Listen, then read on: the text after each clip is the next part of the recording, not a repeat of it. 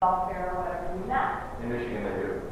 In Michigan, I can tell you they do because I voted on it and I was a sponsor of that bill. Yeah, right, okay.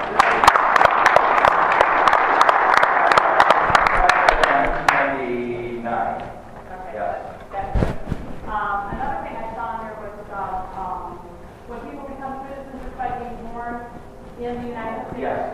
And I guess that goes back to the days of slavery. Yes, the Okay. 14th Amendment. Is there any way we can get around that so that everybody is born here on the May I make a caution? Because I hear a lot of people talk about this. I apologize, I'm going to get some more water. I don't think we need to change the 14th Amendment. A lot of conservative individuals are saying, oh no, because being born in the United States, the 14th Amendment is clear. No, it's not. The 14th Amendment was slaves, which, by the way, I'm thoroughly against slavery. I find it repugnant.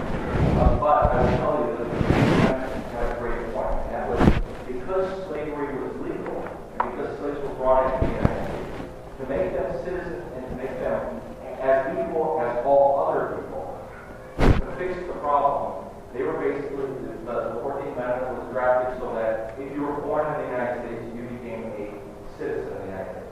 Now, that was under the legal intent. You were brought here legally under something that was legal at the time. Even though it's repugnant and it's no longer legal, thank God that it's not legal. The point is that it was a legal act of Washington. Now, what I keep pointing out to people, especially conservatives, is that there's an argument called the fruit of poison tree.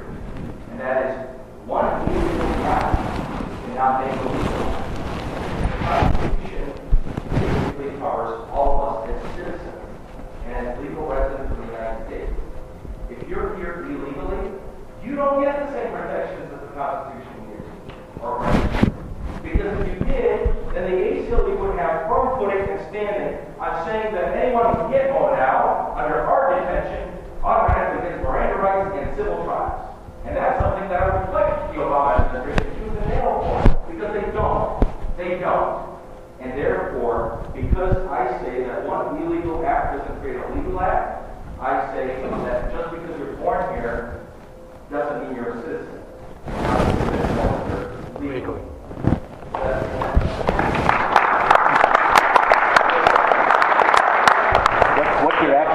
What's your action plan regarding Obamacare? Obamacare, the Patient Protection and Affordability Act. Yeah. What a profit. I would love to stand here and tell you repeal and replace. Do I support repeal and replace?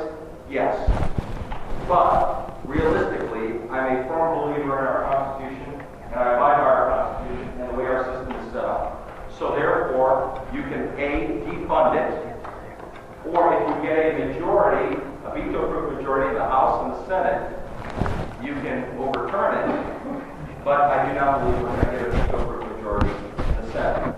The House, I don't know. But the Senate, probably not. So then there's another option.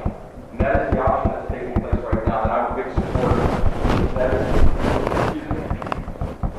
the 28th Attorneys General case in Florida, led by Bill McCollum, is a great start. Because Bill McCollum has the 28th Attorneys General.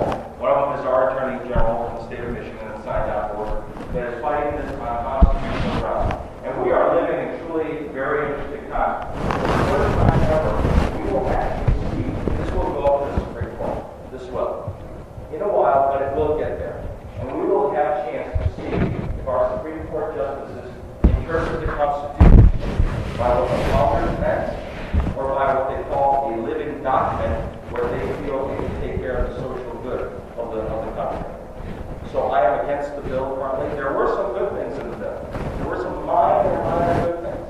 I think conservatives, moderates, and liberals from across the board can agree on one very important thing, and that is working on pre-existing conditions and affordability, but we should have gone far. Competition, number one. Allowing the individual, not just the corporation, to have the deductibility of health care costs. I know we have a health care expert here that was trying to teach me a little bit on Saturday morning, if I can point to you, because I need help, and then called to my lifeline. Right? Furthermore, we talked about competition. We talked about other options. For example, the electronic medical records.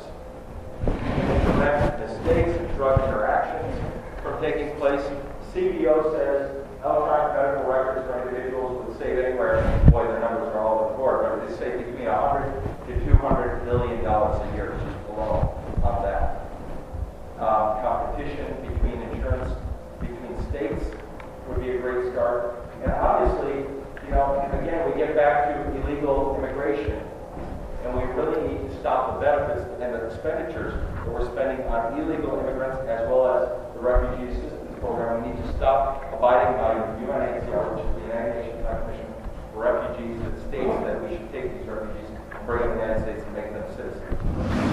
So I'm not sure if I totally answered all the aspects of your question, but I'm against it, and there are some fixes that we could have. All those are comments that I would agree with and I've read about, but I understand there are a myriad, hundreds of thousands of regulations yet to be written that would really make the